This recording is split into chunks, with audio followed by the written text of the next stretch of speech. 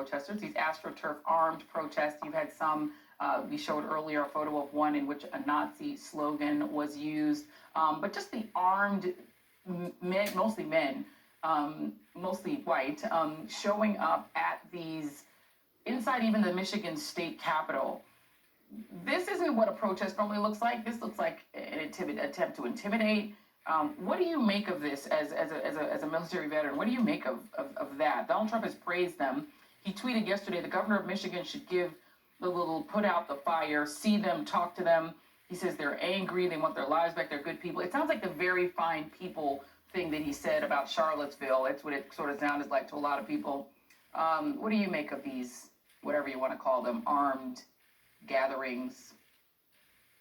Yeah, they're out there. They're out here to intimidate. And by the way, that Nazi slogan is not acceptable. You know, we just ended Asian American Awareness Month this past month, and it was actually the members of the 442nd Regimental Combat Team, 100th Battalion, that liberated Dachau, the Japanese American, who continue to fight and defend this great nation, even as we put their own family members into camps back here on American soil. So for me, as an Asian American, that really, I mean, it just strikes at my heart. And as a soldier, it strikes at my heart.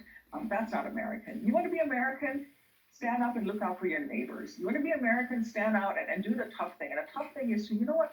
Let's just take care of each other. Respect law and order. Let's follow the scientists and keep people safe. And then together as a community, we can move forward. And this president, unfortunately, continues to divide us. He just panders to the most outrageous, most extreme, when what he should be doing is lending comfort and talking. You know what he could do? He could help us pass legislation to help working families. Let's pass universal family medical leave. Let's make sure that families who have to stay home, who can't get to work, are able to afford to do that. Let's help people who can't afford to pay their rent, and both on Medicare and Medicaid, and people with disabilities. He's not doing any of that. What kind of president is this that tries to divide